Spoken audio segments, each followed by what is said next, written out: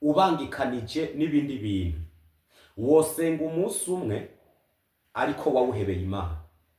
Ndasubiramo iki kintu, hako usenga iminsi indwi ubangikanije n'ibindi bikorwa, wosenga umunsi umwe ariko ukawuhebera Imana wose.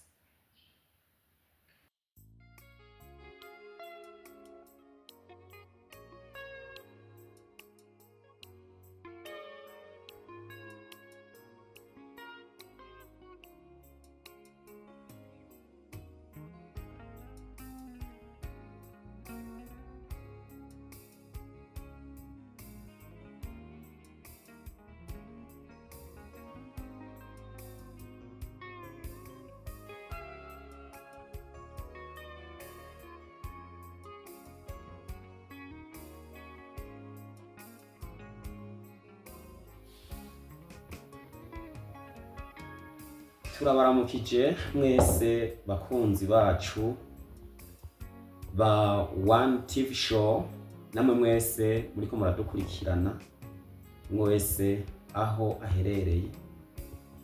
Twagomba tuvugane kwibanga ryo gusenga. Kubw'ivyo rero, kubera ko tugomba tuvugane kwibanga ryo gusenga, akamaro kavyo, agaciro, tusha dutangurana no gusenga kugira ngo bikunde tuze kuvuga ibintu twakoze abantu babona yuko vy'ukuri ari ikintu gikenewe mu bintu byose, nk'abantu bashaka kumenya ibanga ryo gusenga, kuko dusanzwe tubizi yuko abantu basenga bafise n'ikindi kintu kibabuza gusenga. Ariyo mpamvu bikwiriye yuko abantu bamenya ibanga ryo gusenga. Kubw'ivyo rero kadutangure dusenge, hanyuma tubandanya n'ikiganiro cacu. Turagushimiye Mwami Yesu, turagushimiye Mana ukomeye uri mw'ijuru, turagushimiye ukuntu urinda abawe ukabarinda ukabazigama. None rero muri aka kanya turi ngaha, tugomba tuvuge kandi twongere twibukanye kandi twongere twigishanye kwibanga ryo gusenga, kuko gusenga ni gukuru. Kubw'ivyo rero turaguhaye kaze ucitugirira neza, aya majambo agira ikimazi kandi ashobore Mwami kubaka benshi no kubafasha no kumenya ibanga ryo gusenga, kugira ngo benshi abatari bazi yuko gusenga ushobora gutabara cyangwa kuvamwo inyishu babimenye babitahure, kugira ngo bize bibafashe kindi gihe utasenga senge hanyuma azabona inyishu iva mu gusenga. Turagusavye cubana natwe, uhezagira umuntu wese Mwami Yesu Kristo. Byose turabisengeye n'abazokurikirana ikiganiro Mwami baze bafashwe, turabisengeye kugira ngo umwasi Satani ntakomeze kuvyivangamwo, kuko ari karagwanya abantu barimo barasenga. Ico gituma natwe dusenze kugira ngo ucumugwanya, kugira ngo turwanirwe nawe. Urakoze kuvyumvise mu izina rya Yesu, amen. Kaze cyane bene data, inshuti z'umusaraba, dusangiye urugendo rwo kuja mw'ijuru. Muri iki gitondo tuzindukanye ikiganiro kivuga kwibanga ryo gusenga. Ugusenga nivyo vyonyene bishobora gutuma umuntu abaho ubuzima atari yiteze yuko ashobora kubamwo. None rero kugira ngo bikunde umuntu atahura icigwa, amenye neza ibanga ryo gusenga iryo ari ryo, reka twishimikize umurongo w'ijambo ry'Imana uri muri Maraki igice ca 3 ku murongo wa 16. Turasoma umurongo umwe wonyene, havuga ngo nuko abubaha Uhoraho baraganira, Uhoraho atega amatwi arumviriza, maze igitabo candikirwa imbere yiwe c'icibutso c'abubaha Uhoraho bakiyumvira izina ryiwe. Turasubiramwo, nuko abubaha Uhoraho baraganira, Uhoraho atega amatwi arumviriza, maze igitabo candikirwa imbere yiwe c'icibutso c'abubaha Uhoraho bakiyumvira izina ryiwe. Yesu naduhezagire. Kubw'ivyo turimo turavugana kwibanga ryo gusenga. Ndakunze kuvuga nkabwira abantu nti hakudasenga wosenga. hakudasenga wosenga, kuko ugusenga nirindi banga, kandi ugusenga utahurwa n'abantu bamenye ugusenga akamaro kavyo, kuko si bose bazi neza yuko ugusenga kuri mwinyishu y'ibibazo umuntu wese aba afise. None rero uhereye kera ukagenda usoma uraba, abantu bose babaye abahizi, batsindanishirijwe, bagiye batsindanishirizwa kubwo gusenga. Akarorero harimwo Petero yarigeze guca mwihamwa rikomeye cyane, arafungwa, gutyo nawe nyene ntiyabona ahantu ivyiwe bishobora guca, ariko abishengero bafata umugambi wo kuja ahantu hamwe, baraja hamwe bariyugarana bari mu nzu ahantu hamwe, barasenga, basengera Petero Imana imusanga aho yarabohewe, iramubohora, wewe yabibona nko mu nzozi, ariko mu nyuma azasanga ni vy'ukuri umumarayika yamwiyeretse, arasohoka aragenda atumbereyeho ba bantu barimo baramusengera bari, baranatangara, kumbure rero barabona yuko isengesho ryabo ryakoze. Rero ugusenga ni ikintu gikomeye cyane. Ubundi yavuze ngo ugusenga ni ikigwanishwa gikomeye cyane. Ugusenga ubundi yavuze ngo ni umutahe udahomba. Ego uko nukuri, ugusenga umuntu arashobora gusenga akamara n'igihe kinini atarabona ivyo yasengeye, ariko nagomba ndabamenyeshe yuko atasengesho ritakara. Ivy'Imana uba wayibwiye irashobora no kubibika imyaka n'imyaka, gutyo ikibuka isengesho wasenze kera ukazubona urishuwe. Kandi iyo wishuwe uravuga ati iki ni ikintu nari narasengeye mu myaka yarenganye. Dufatiye ku karorero k'ukuntu Hezekiya yarakoze, kumbure mu gukora yaranasenga, mu nyuma rero hageze yuko urugendo rwe rwo kuba mu isi ari mu mubiri, Imana iramumenyesha yuko rurangiye, niho yaca yibutsa Imana ivyo yakoze, arayibwira, arasenga, Imana ica iramwibuka, imwongera imyaka yo kubaho bivuye ku gusenga.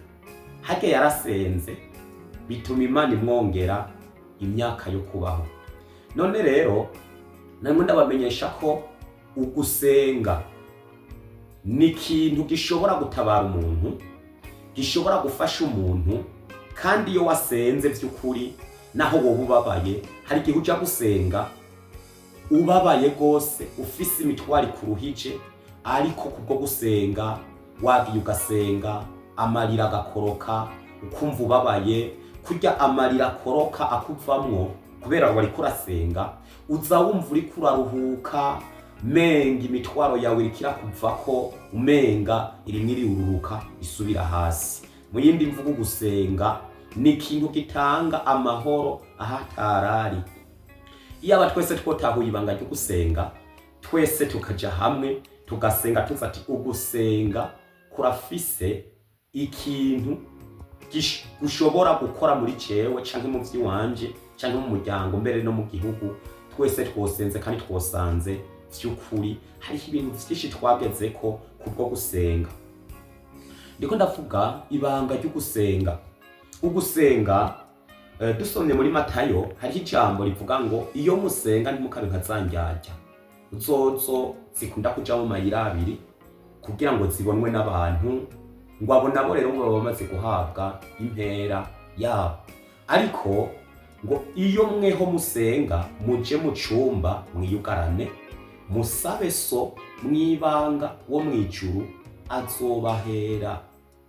Nuko iyo umuntu ashaka gusenga, ngomba ninjire mu cigwa nyezina ukuntu umuntu ashobora koriyanta amasengesho, uha intumbero amasengesho. Amasengesho n'ubwa mbere ni ikintu utegura ukiyumvira ati mbega nshaka gusenga umwanya ungana gute, ubugira kabiri, nta muntu ashobora kuja gusenga adafise ico agiye gusengera. Ufata umwanya ukiyumvira ko mfise iki kibazo, mbona nogisengera umwanya ungana gute? Kuko abigishwa bari basanzwe bagendana na Yesu, ariko kugira ngo bikunde baronke bwa bushobozi twumva bahawe bari muri ya nzu yo hejuru, bafashe umwanya ukwiye, baragenda ahantu bariyugarana, kuko Yesu umwami yari yababwiye nti mugende i Yerusalemu murindire isezerano rya Data, iryo nzobarungikira.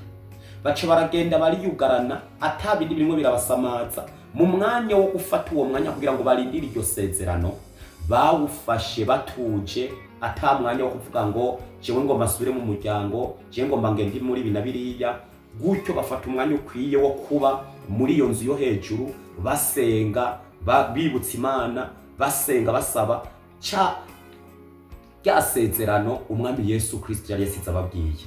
Ku munsi bamaze imisi 9, ku munsi ugira 10 niho bumva igihinda kimanutse, baramenya yuko isezerano rishitse. Kumbure ko bari basanzwe basezeraniwe iryo sezerano, bari kumara umunsi umwe, imisi 2, kuko isezerano rikabashikako, ariko umwami Yesu yarabarindirije imisi 10. Kumbure bari hari ikindi umwami Yesu Kristo yashaka kumanza gukura muri bo, biciye mu kumara iyo misi, kugira ngo bikunde uwo mpwemu kuri azobashoboza, azobakoresha, aze aronka ingene ashobora kubategeka vyoroshe. Amasengesho rero arategurwa, umuntu akavuga nti ndafise ikibazo nshaka gusengera, ndafise umutwaro nshaka gusengera, hanyuma akavuga nti ngomba kuzosenga imisi inganuku.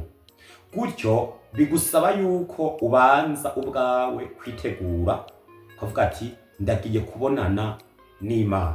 Kuko twese duhora tubibona iyo twiteze kwakira abantu bakomakomeye, turitegura mu mpande zose zishoboka kugira ngo bikunde bazoze basanga ahantu hameze neza. Twebwe mu kwitegura, mu kugira ngo umuntu aje kubonana n'Imana, mu kugira ngo umuntu aje gusenga, ategura umutima wiwe, ukumva yuko ibintu vyose wabitunganije, namba ari vyo ubona yuko ukwiye gutunganya na bene so na bagenzawe, ukabitunganya, ugaca bugufi, ugasaba imbabazi Imana, ari uwo gusaba imbabazi mugenza ukamusaba imbabazi.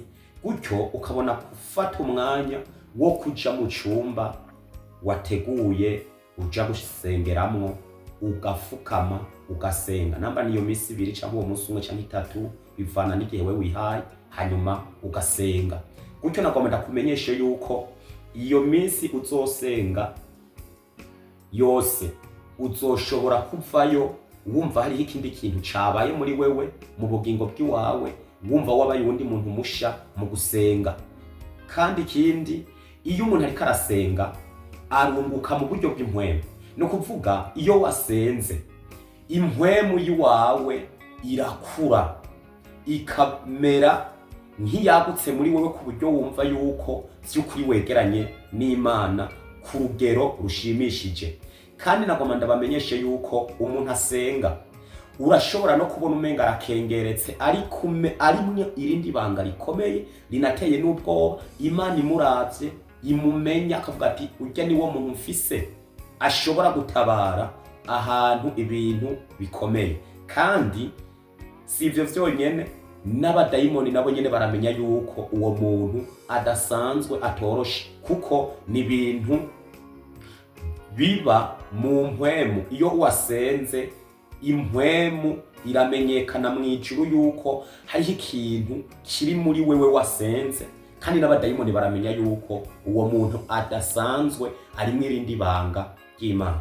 Gutyo rero ugusenga, mwese ahantu hose musanzwe muherereye bakunzi bacu ba One TV Show, muri muradukurikirana, musanzwe mubizi yuko ugusenga gushobora no gufasha abantu. Muhora mubibona abantu bafasha umwanya bagiye kurondera abantu bashobora kubasengerera abagwaye, bakabasengera, kandi Imana igakora igitangaza bagakira. twibukanye ko bakunzi bacu ba One TV Show yuko mu bikorwa byaranze umwami wacu Yesu Kristo harimwo gutabara abakowe, gutabara abarushi. Yarasenga no kugira ngo bikunde ashobore kuganduka no ku musaraba w'isoni, yafashe umwanya ukwiye wo gusenga. Yarasenze imisi 40, amajoro 40, imisi 40 yisonzesheje, arondera ubushobozi bumubashisha kwemera kugira ngo yumve yuko umutima wiwe wokunda n'umubiri wiwe nawe nyene ugakunda, kugira ngo bikunde atubambirwe. Ugusenga rero kuramara ubwoba, ugusenga kuratanga amahoro, ugusenga ni nk'inkinzo ikingira umuntu wese yizeye Imana. Kuko akarorero bakunzi bacu muri muradukurikirana, muzorabe iyo umuntu yafashe umwanya wo gusenga, arashobora kuba ahantu abantu batinya, abantu bakavuga ati hajya ahantu haragoye, ibintu bimeze ukunuku, nta muntu yoshobora kuhaba. Ariko umusenzi akavuga ati jewe aho nyene niho nshaka kuba, nshaka gukorera aho nyene, niho nshaka kwamamariza umwami wanje, niho nshaka, akahaba atabwoba kandi akahaba igihe kirekire. Mu gihe abandi baba bafashe umwanya wo kuja kurondera imiti yo kubafasha, babaza abapfumu bababwira ngo mudufashe ukunuku, we waba afise ikindi kintu muri we, ata muti ataja ku mupfumu, akoresha isengesho ryiwe, urugo rwiwe ugasanga rurubahitse, ata kibazo na kimwe urugo rwiwe rufise, mu bana biwe aramahoro, mu muryango wiwe aramahoro, eka mbere nako karere gashobora kugira amahoro kubw'uwo muntu asenga. N'iryo banga ryo gusenga. Nagomba ndababwire yuko muri iyi misi ya none isi irakeneye amasengesho y'abera. Isi ikeneye amasengesho y'abera. Hoboneka abantu bitanga kugira ngo basengere isi, basengere ishengero, basengere ibihugu byabo. Nagomba ndababwire yuko uwo muntu wosanga ari umuntu w'ikimazi gikomeye cyane. Ariko kubera tutariko turatahura neza muri iki gihe ibanga ryo gusenga, abantu ugusenga babifasha ibisanzwe, ntibazi neza yuko ugusenga gutabara, ugusenga kubohora. Ndafise ibishinga ntahe byinshi cyane nobashingira vyerekana neza yuko ugusenga hari mwirindi banga rikomeye. Bene data, nari natanguye ndababwira nti hakudasenga wosenga, hakudasenga wosenga. Ego, kuko nagomba ndababwire yuko ubukene si ubwo gukena amahera gusa, ariko umuntu arashobora no gukena agakena isengesho. Bakamubwira ati senga, agashobora gusanga ari umukene adashobora kuronka iminota ishika 10 arimo arasenga Imana. Ubundi umuntu yasenze nyagusenga, arasenga kumva yahaye umwanya Imana, agasenga vyagutse gushika naho Imana ishobora kuhamusanga, akumva yanezerewe, Imana ikamuheraho amasezerano. Muri uko gusenga nuko dusenga tudafise umwanya ukwiye wo guha Imana. Niyo umuntu ateguye umwanya wo kugira ngo asenge, agasenga avuga ati nzosenga ariko ndiko ndakora n'ikindi gikorwa, gutyo uca usanga hariho ikindi gikorwa canyoshwe, gutyo ushobora gusanga ryabanga ryo gusenga utaritahuye. Kuko umwumwa wagiye gusenga ufise wasohotse ari wo ufise, kubera ko wagiye ufise n'ibindi. Namba wateguye kuzosenga imisi 2 wisonzesheje, ugaca ubifatanya no kuza urakora n'ubundi buzi ku ruhande, ushobora gusanga ka kazi kanyosha ujya mwanya wo gusenga. Yesu yafashe umwanya ukwiye wo gusenga yisonzesheje, kandi niwo mwanya yagezemwo arabona yuko vy'ukuri no kugeragezwa bibaho mu gihe umuntu ariko arasenga, kandi ni naho yaciye atangura kubona ko ariko arageragezwa, kuko ayo masengesho yiwe ayahejeje niho yabonye umwasi Satani aje kumugerageza, amugerageresha ibintu bitatu: icubahiro, uburongozi bwo mw'isi, no kumwereka neza yuko yoshobora gukora ibitangaza. Ariko Yesu ntiyavyemera, kuko yarahejeje amasengesho. Ibanga ryo gusenga rero naryo ryamufashije kumenya ivyo yishura Satani. Hagiye wasenze urizera ukavuga ati jewe mfise umwami, mfise Imana, ivyoza vyose biza bitandukanya ubugombe bw'Imana na jewe, ivyo sinshobora kuvyemera. Nico gituma muri iki gihe hamwe twoshira ibanga ryo gusenga inyuma, tuzosanga hariho ikindi kintu cinjiye kiza copoza ryabanga ryo gusenga. Nico gituma bakunzi bacu ba One TV Show twosaba ko canke twohanurana tuvuga ngo umuntu wese iri banga ryo gusenga aritahure, arishire mu mutima, amenya ati iyo ngiye gusenga mba ngiye kuvugana n'Imana. Bisaba yuko ngenda niteguye kandi nizeye kandi ntafise ikindi kintu mbangikanye. Ngoma ndababwira ibanga rimwe ryo gusenga: hako usenga imisi 7 ubangikanije n'ibindi bintu, wosenga umunsi umwe ariko wawuhebeye Imana. Ndasubiramo iki kintu: hako usenga imisi 7 ubangikanije n'ibindi bikorwa, wosenga umunsi umwe ariko ukawuhebera Imana wose. Niho ubona ibanga riva mu gusenga canke ibanga ryo gusenga. Uba wahaye umwanya Imana ukwiye wo kugira ngo muyage, nayo iraheza ikakwiyereka. Kuko nk'aha twasomye ngaha muri Maraki igice ca 3 ku murongo wa 16 havuga ngo nuko abubaha Uhoraho baraganira, maze igitabo c'icibutso kirazingururwa kikandikwa. Mu yindi mvugo, abubaha Uhoraho ubwa mbere wafashe ingingo yo kuja gusenga, urafata uratunganya vyose, wubashe umuntu mugiye kuvugana, wamwubashe, wamuhaye icubahiro, uragiye rero kugira ngo mubonane muvugane. Nawe aca afata igitabo candikwa mw'ivyo wavuze, mw'ivyo wamushikirije. Ni ukuvuga kizohora kimwibutsa ko hari ikintu wasavye.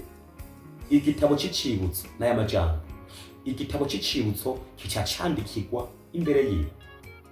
Iyo wagiye gusenga, haleluya, iyo wagiye gusenga witeguye, wubasha Imana, igitabo c'icibutso kirandikirwa imbere y'Uhoraho Imana. Ivyo wavuze vyose muri uwo mwanya wafashe ugiye gusenga birandikwa. Uhoraho hazogera igihe yibuke, kuko vyanditswe, igihe mwavugana vyaranditswe mu gitabo c'icibutso. Imana irakwibuka. Nico gituma kenshi uzosanga umuntu yihaye gusenga, nyagusenga, amerewe neza, kuko vyinshi yavuganye n'Imana yubashe. Imana yagiye iravyibuka ibikora, ivyibuka ibikora, ivyibuka ibikora. Ikindi kigira kabiri, umuntu asenga n'umuntu adafatirwa intumbero, ahubwo adafatirwa intumbero n'abantu, ahubwo afata intumbero arongowe n'Imana. Ndasubiramo: ikigira kabiri, umuntu asenga n'umuntu adafatirwa intumbero n'abantu, ahubwo afata intumbero arongowe n'Imana. Nico gituma ivyiwe vyose uzosanga bigendera ku rutonde, bimeze neza kandi bikaba nk'umugisha. Kigira gatatu, umuntu asenga ni umuntu w'ingirakimazi, ni umuntu atabara naho yoba adafise amahera. Ndasubiramo, umuntu asenga ni umuntu w'ingirakimazi, ni umuntu atabara naho yoba adafise amahera. Kuko abantu bose nabonye ivyo batanguza isengesho. Hariho amasengesho ari directe, ni ukuvuga amasengesho yaho naho, n'amasengesho ari indirecte, ni ukuvuga amasengesho yo kurindira. Mu nyishu zigize amasengesho ni zitatu. Tumwe turavugana ibanga ryo gusenga bakunzi bacu ba One TV Show. Inyishu ziri mu gusenga ni zitatu. Harimwo ego. Iyo usenze harimwo ego. Ndakwemereye ivyo usavye. Harimwo oya. Sinemeye ivyo usavye. Harimwo na rindira. Arivyo bigaruka kuri rya jambo vyandikwa muri ca gitabo c'icibutso. Ngomba ndababwire ijambo rimwe ry'umukozi w'Imana yigeze kwigisha afatiye ku munyamasengesho. Umunyamasengesho umwe yahawe inyishu imwe muri zinyishu zitatu ivuga ngo rindira. Aha ku bantu basenze bose barafitiwe ideni. Ngomba ndemeshe abakunzi ba One TV Show muriko muradukurikirana kuri uru rubuga rwacu yuko umuntu wese yasenze umunyamasengesho arafitiwe ideni n'ijuru. Kuko igihe wasenga hariho amasezerano Imana yagusezeraniye utarabona. Komeza usenge kuko urafitiwe ideni. Kandi rero umuntu afitiwe ideni arishyuza. Urabwira Imana ati ibuka ya masezerano wansezeranira. Ijambo ry'Imana rivuga ngo yemwe abibutsa Uhoraho ntimucereze, naho Imana isanzwe itibagira. Rero uwo mukozi w'Imana yari yarasenze, arafata umwanya ukwiye arabwira Imana ati Imana ibi nibi. Imana nayo iramusezeranira amasezerano, iramubwira ati nta kibazo, ibi ndabigusezeraniye, ibi nzobigukorera. Haca igihe kirekire atabonye ya masezerano, kubera ko yari asanzwe afise ibanga ryo gusenga. Tumwe turavugana ku ibanga ryo gusenga bene data. Kubera yari asanzwe afise ibanga ryo gusenga, nkuko nababwiye ati yemwe abibutse Uhoraho ntimugacereze, abona haciye igihe kirekire Imana itaramusubiza ya masengesho, ya masezerano yamusezeraniye. Aca hitanana na bagenzi biwe nabo nyene bafise ibanga ryo gusenga, baduga umusozi baja gusenga. Bagiye gusenga, agitangura gusenga aravuga ngo Mana yo mwijuru, narije tuvugane nk'abantu b'abagabo, n'umunyamasengesho, n'umuntu w'ibanga ryo gusenga. Urumva arageze ku rundi rugero rwo gusenga kuko arazi yuko Imana ivuga, Imana yumva. Kuko naho muri Bibiliya twasomye muri iri jambo ry'Imana ivuga ngo nuko abubaha Uhoraho baraganira, maze Uhoraho agatega amatwi akumviriza. Rero uwo munyamasengesho aca aragenda arabwira Imana ati Mana yo mwijuru, narinje tuvugane nk'abantu b'abagabo. Wavuze ngo nitwatera intambwe imwe tukugana, uzotera intambwe 99 udusanganira. Ariko je narinje kukubaza igituma ntera intambwe imwe ndakugana ugatera 99 umpunga. Atariko je narinza yonira ijambo ryo kugira ngo ndakubabariye, kuko ni ingeso y'umuntu wese iraba umuntu wese afitiye ideni uwundi, iyamubonye aramuhunga. Nta gitangaza kirimo rero kuba woba utari kuraza ngo tuvugane dukomeze imigenderanire tuyage, ariko ndakubabariye ubundi rero ngarutse gusenga wongera ugaruke tuyage tuvugane. Gutyo rero Imana aho naho nababwiye ko ariho amasengesho ya direct atera yishurwa. Gutyo ntawuzi iyo Imana yakuye umuntu w'umuvugishwa acaraza aravugisha avuga kuri wa muntu yariko arasenga iryo sengesho. Imana iramubwira ati kuvyo usavye kubwo ukuntu usenze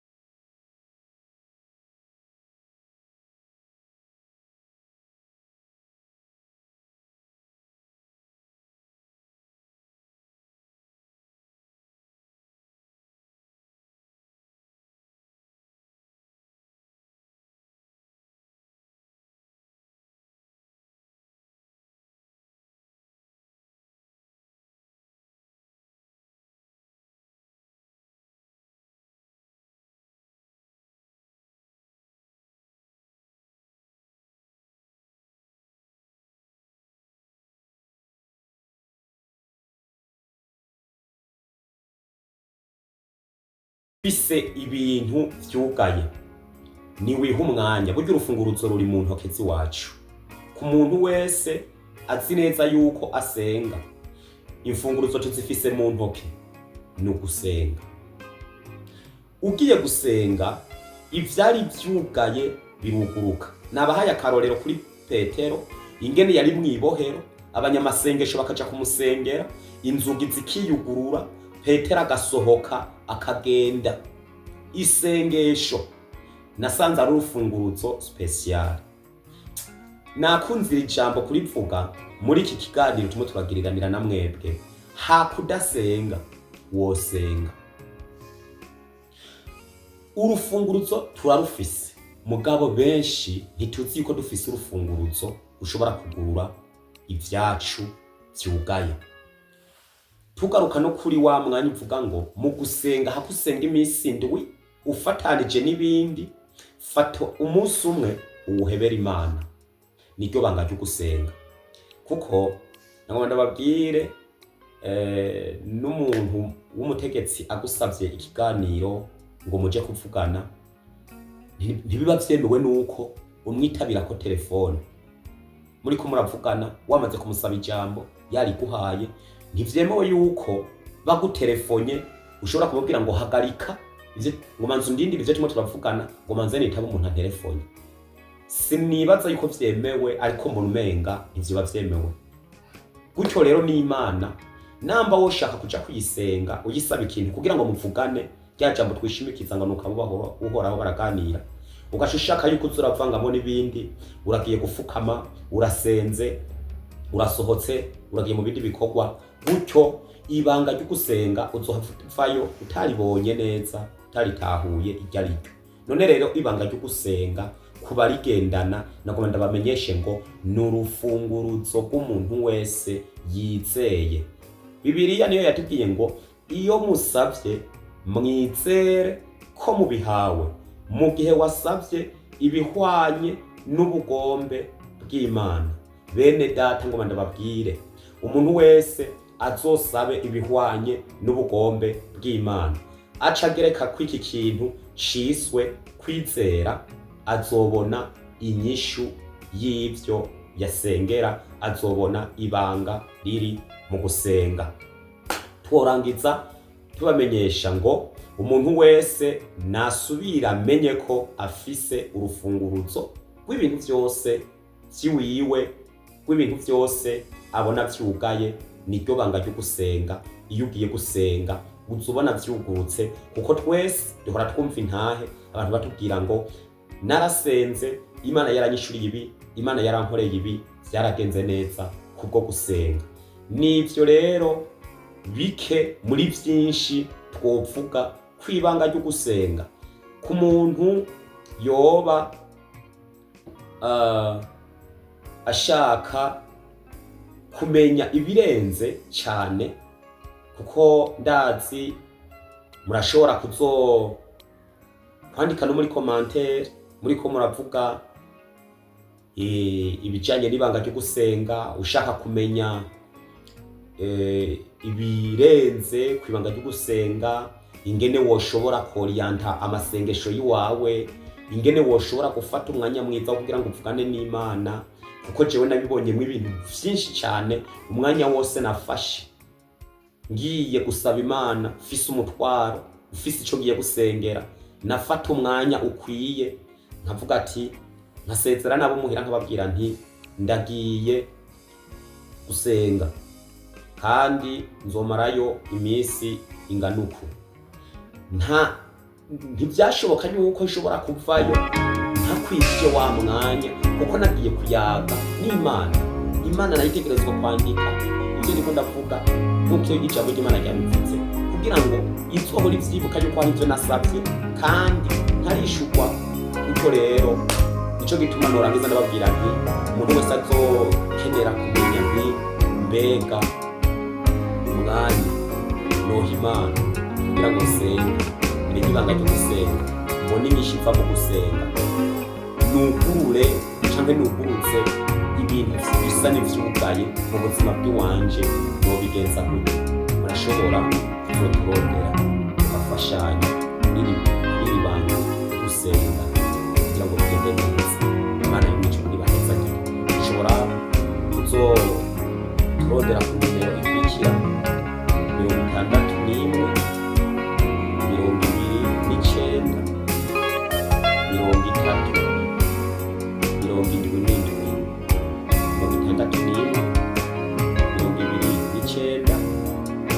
61 29 gufashanya ibanga ryo gusenga. Ufise ishinga ntayo vyinshi vyavuye mu gusenga, ni ukuvuga ibanga ryo gusenga nico tugaya, ahubwo tubarishishikara namwe tugatubirira kumenya vyinshi cane canke gukurikiza ibi bintu vyo guha umwanya ukwiye Imana kugira ngo bikunde Imana ishobore kukwiyereka, kuyishurira, kwishura no kukugirira neza. Mwese bakunzi ba One TV Show mwariko muradukurikirana, Umwami Yesu naduhezagire. Ariko ndangiza ndababwira ngo hakudasenga wosenga, ibanga ryo gusenga igitangaza birakomeye. Menyesha ku bibazo, menyesha ku babuze ikintu icyo ari cyo cyose. Isengesho nasanze rishika aho umuntu adashobora gushika.